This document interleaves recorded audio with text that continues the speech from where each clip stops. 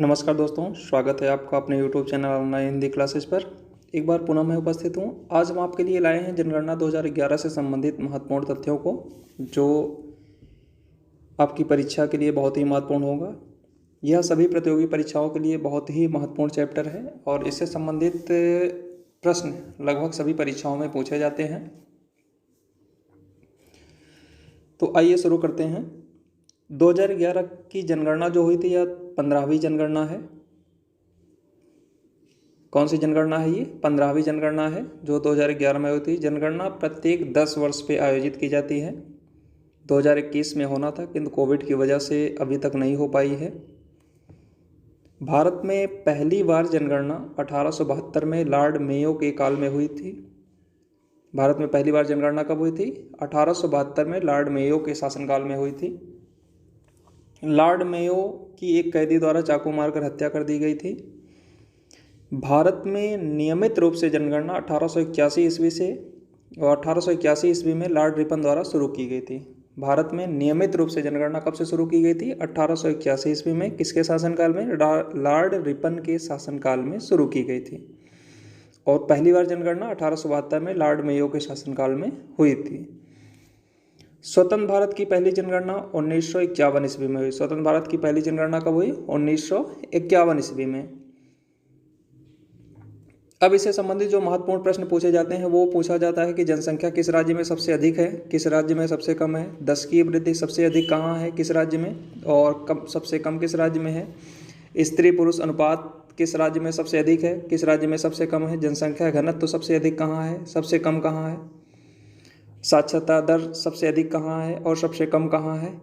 ये पूछने का एक हमने ट्रिक बनाया है और यह बहुत ही महत्वपूर्ण ट्रिक है जिसके द्वारा आप इन सारे प्रश्नों को एक साथ सॉल्व कर सकते हैं। तो ट्रिक है, उसके मन ने कहा, उसके मन ने कहा ब्याह कब हुई। अब इसमें इन सारे प्रश्नों का उत्तर आपको एक साथ मिल जाएगा। जैसे जनसंख्या, तो जनसंख्या सबसे अधिक किस राज्य में है? उत्तर प्रदेश में। ऊ का मतलब उत्तर प्रदेश और शा का मतलब सिक्किम। सबसे कम कहाँ है? सिक्किम में।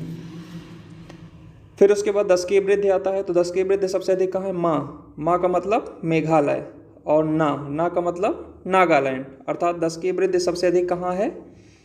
मेघालय में और सबसे कम नागालैंड में है। फिर उसके बाद आता है स्त्री पुरुष अनुपात। तो सबसे अधिक कहाँ है? का मतलब केरल और हा का मतलब हरियाणा। स्त्री पुरुष अनुपात सबसे अधिक कहाँ है? केरल में और सबसे कम कहाँ है? हरियाणा में। फिर जनसंख्या घनत्व, जनसंख्या घनत्व तो सबसे अधिक कहाँ है? तो बी का मतलब बिहार और आ का मतलब अरुणाचल प्रदेश। आ का मतलब अरुणाचल प्रदेश।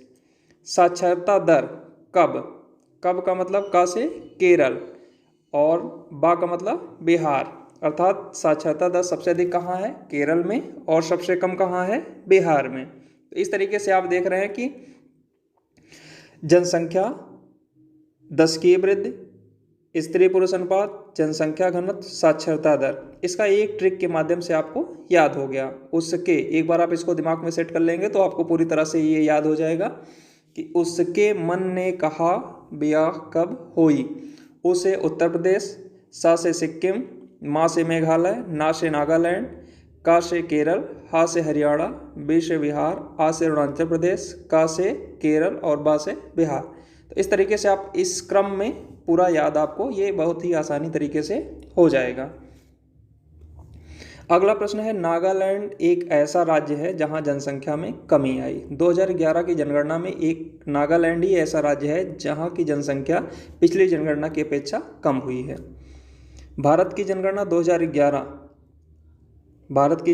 2011 के आयुक्त सी चंद्रमौली थे जिन्होंने राष्ट्र को समर्पित की कौन सी? 15वीं राष्ट्रीय जनगणना। भारत की जनगणना 2011 जनगणना आयुक्त सी चंद्रमौली द्वारा राष्ट्र को समर्पित की गई 15वीं राष्ट्रीय जनगणना है जो मई 2010 को आरंभ हुई थी। यह जनगणना कब आरंभ हुई थी? मई 2010 को। कब आरंभ हुई थी? मई 2010 को।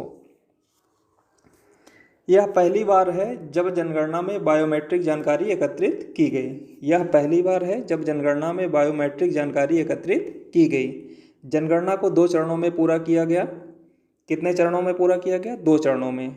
2011 की जनगणना का नारा था हमारी जनगणना हमारा भविष्य। देखिए 2011 की जनगणना के जो आयुक्त थे वो श्री चंद्रमौली थे। यह 15वीं जनगणना थी और मई 2010 को आरंभ हुई थी। पहली बार इस जनगणना में बायोमेट्रिक जानकारी एकत्रित की गई। जनगणना को 2 चरणों में पूरा किया गया। 2011 की जनगणना का नारा था हमारी जनगणना हमारा भविष्य। 2011 की जनगणना का नारा क्या था? हमारी जनगणना और हमारा भविष्य। 2011 की जनगणना का शुभंकर क्या था? प्रगणक शिक्षिका। 2011 की जनगणना का शुभंकर क्या था? प्रगणक शिक्षिका।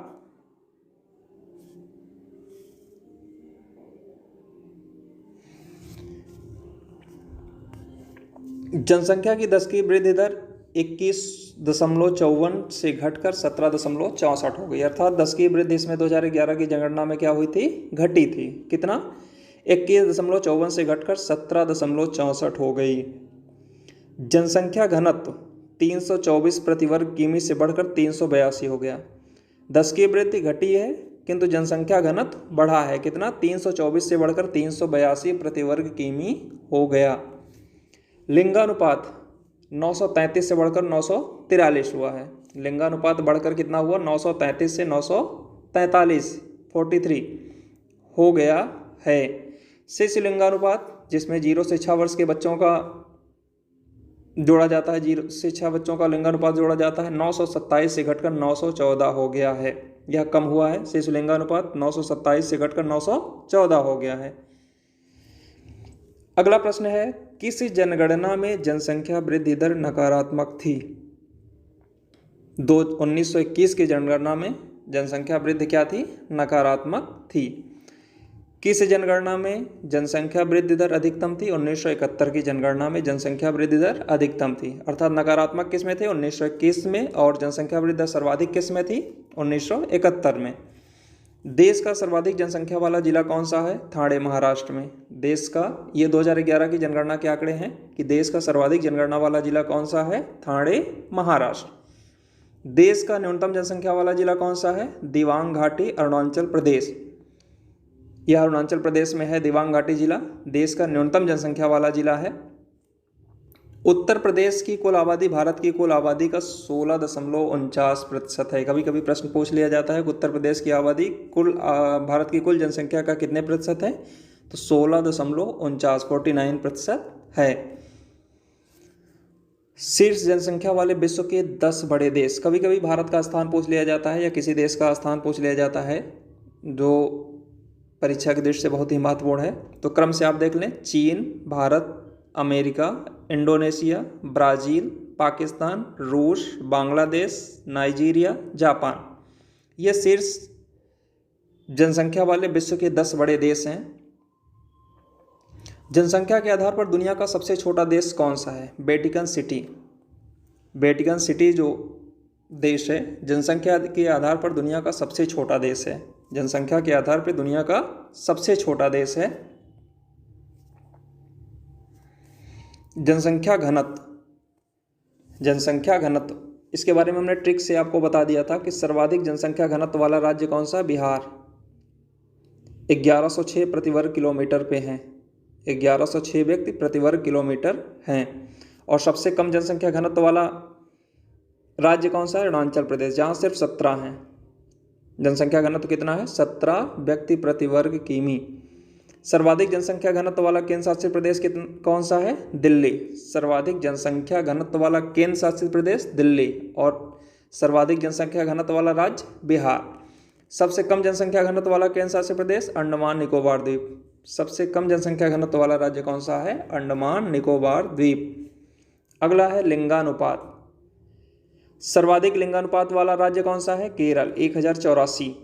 सबसे कम लिंगानुपात वाला राज्य कौन सा है? हरियाणा, 879। कभी कभी आंकड़े भी पूछ लिया जाता है, इसलिए हमने साइड में लिख दिया है आंकड़े भी कि कितना है लिंगानुपात। 1000 महिलाओं में 1084 पुरुष हैं केरल में और 1000 पुरुषों में 879 महिलाएं हैं।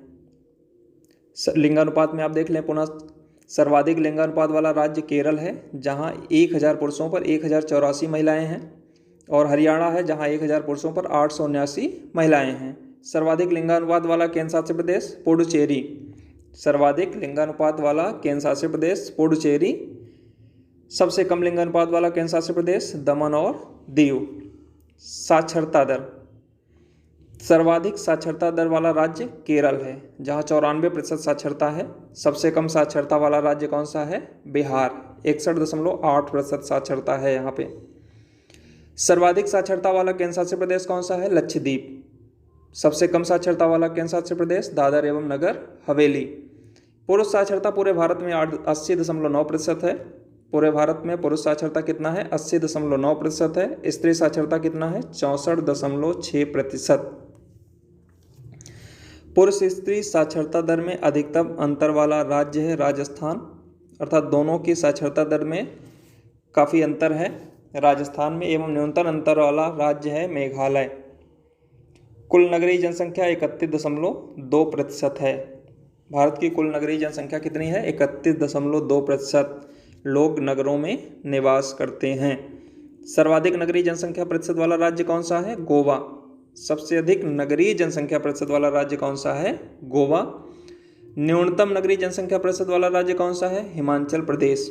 न्यूनतम नगरीय जनसंख्या प्रतिशत वाला राज्य कौन सा है? हिमाचल प्रदेश।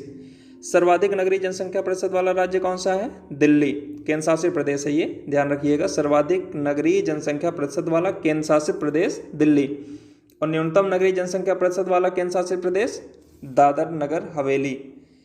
कुल ग्रामीण जनसंख्या कितनी है? 68.8%। जब आप देख लेंगे 31.2% ये नगरीय जनसंख्या हो गई, तो 100 में आप 31.2 को घटा देंगे तो 68.8% आपका ग्रामीण जनसंख्या हो जाएगी। सर्वाधिक ग्रामीण जनसंख्या वाला राज्य कौन सा है? उत्तर प्रदेश। और सर्वाधिक नगरीय जनसंख्या वाला राज्य कौन सा है? महाराष्ट्र। सर्वाधिक नगरीय जनसंख्या प्रतिशत वाला राज्य गोवा है, और नगरीय जनसंख्या वाला राज्य कौन सा है? महाराष्ट्र। प्रतिशत के मामले में गोवा है और टोटल आंकड़ों के मामले में महाराष्ट्र है। स्वतंत्र भारत की यह 7वीं जनगणना थी। स्वतंत्र भारत की यह कौन सी जनगणना थी? 7वीं जनगणना थी, ध्यान रखिएगा। स्वतंत्र भारत की यह 7वीं जनगणना थी। दशकीय वृद्धि, दशकीय वृद्धि, सर्वाधिक दशकीय वृद्धि वाला राज्य कौन सा है? मेघालय। सर्वाधिक दशकीय वृद्धि वाला राज्य कौन सा है? मेघालय। न्यूनतम दशकीय वृद्धि वाला राज्य कौन सा है? नागालैंड। सर्वाधिक दशकीय वृद्धि वाला केंद्र शासित प्रदेश या केंद्र शासित राज्य दादर नगर हवेली। न्यूनतम दशकीय वृद्धि वाला केंद्र शासित राज्य कौन सा है? लक्षद्वीप। जनसंख्या की वार्षिक वृद्धि दर 1.97 से घटकर 1.64% हो गई है। 2011 की जनगणना में जनसंख्या की वार्षिक वृद्धि दर जो थी वो 1.97 से घटकर 1.64% हो गई है। सर्वाधिक अनुसूचित जाति जनसंख्या प्रतिशत वाला राज्य, सर्वाधिक अनुसूचित जाति जनसंख्या प्रतिशत वाला राज्य है पंजाब, और केंद्र शासित प्रदेश कौन है? चंडीगढ़। अर्थात सर्वाधिक अनुसूचित जाति जनसंख्या प्रतिशत वाला राज्य पंजाब है, और अनुसूचित जाति जनसंख्या प्रतिशत वाला केंद्र शासित प्रदेश चंडीगढ़ है। सर्वाधिक अनुसूचित जनजाति जनसंख्या प्रतिशत वाला राज्य कौन है? मिजोरम। और केंद्र शासित प्रदेश कौन सा है? लक्षद्वीप। देश की कुल अनुसूचित जाति की जनसंख्या 2014 करोड़। देश की कुल अनुसूचित जाति की जनसंख्या कितना है? 20.14 करोड़, जो कुल जनसंख्या का 16.4% है। जनगणना का महाविभाजक वर्ष कब माना जाता है? 1921। जनगणना का महाविभाजक वर्ष कब माना जाता है? 1921। आपको याद होगा कि 1921 में ही जनगणना क्या थी? नकारात्मक थी, अर्थात जनसंख्या इसमें घटी थी, इसीलिए इसको क्या बोला जाता है? महाविभाजक वर्ष माना जाता है। जनसंख्या के अध्ययन को डेमोग्राफी, इंग्लिश में डेमोग्राफी और हिंदी में जनांकिकी कहा जाता है। जनसंख्या के अध्ययन को डेमोग्राफी यानी जनांकिकी, इंग्लिश में इसको डेमोग्राफी बोलते हैं और हिंदी में इसको जनांकिकी कहा जाता है। जनगणना का लघु विभाजक वर्ष माना जाता है 51। महाविभाजक वर्ष 1921 और लघु विभाजक वर्ष 1951। पहली बार जाति आधारित जनगणना कब हुई? 1931 में। पहली बार जाति आधारित जनगणना कब हुई? 1931 में। विश्व जनसंख्या दिवस कब मनाया जाता है? 11 जुलाई को। विश्व जनसंख्या दिवस कब मनाया जाता है? 11 जुलाई को। भारत की जनसंख्या विश्व की जनसंख्या का 17.5% है। भारत की जनसंख्या विश्व की जनसंख्या का 17.5% है। कुल साक्षरता 73% है। भारत की कुल साक्षरता कितना है? 73%। पुरुष साक्षरता अभी ऊपर आपने पढ़ा था 80.9%। महिला साक्षरता 64.6%। लिंगानुपात 943 कितने से बढ़कर हुआ था? 933 से। उत्तर प्रदेश में लिंगानुपात कितना है? 912, अर्थात 1000 पुरुषों में 912 महिलाएं हैं। लिंगानुपात में उत्तर प्रदेश के प्रमुख जिले, चूंकि आप उत्तर प्रदेश से बिलोंग करते हैं, इस वजह से उत्तर प्रदेश से संबंधित प्रश्न भी पूछे जा सकते हैं, इसलिए हमने यहाँ पे लिख दिया है। लिंगानुपात सर्वाधिक कहाँ है? जौनपुर में। और सबसे कम कहाँ है? गौतम बुद्ध नगर, जिसको नोएडा बोलते हैं। सर्वाधिक कहाँ है? जौनपुर। और सबसे कम कहाँ है? गौतम बुद्ध नगर। महिला साक्षरता कानपुर में सर्वाधिक है और सबसे कम कहाँ है? श्रावस्ती में। पुरुष साक्षरता गौतम बुद्ध नगर अर्थात नोएडा में सर्वाधिक है और सबसे कम कहाँ है? श्रावस्ती में। साक्षरता टोटल अर्थात ये ऊपर आपने पढ़ा, महिला साक्षरता, पुरुष साक्षरता और टोटल साक्षरता गौतम बुद्ध नगर में सर्वाधिक है और सबसे कम श्रावस्ती में है। जनसंख्या घनत्व गाजियाबाद में सर्वाधिक है और सबसे कम ललितपुर में है। जनसंख्या घनत्व गाजियाबाद में सर्वाधिक है और सबसे कम कहाँ है? ललितपुर में है। आशा करता हूँ दोस्तों हमारा यह वीडियो आपको काफ़ी पसंद आया होगा और यह आपकी परीक्षा की दृष्टि से बहुत ही सहायक है। हमारे वीडियो के अगले अपडेट देखने के लिए हमारे चैनल को प्लीज़ सब्सक्राइब करें और शेयर करें, जिससे ज़्यादा से ज़्यादा लोग इससे लाभ प्राप्त कर सकें और हमारी अगले वीडियो का नोटिफिकेशन आपको मिल सके। धन्यवाद।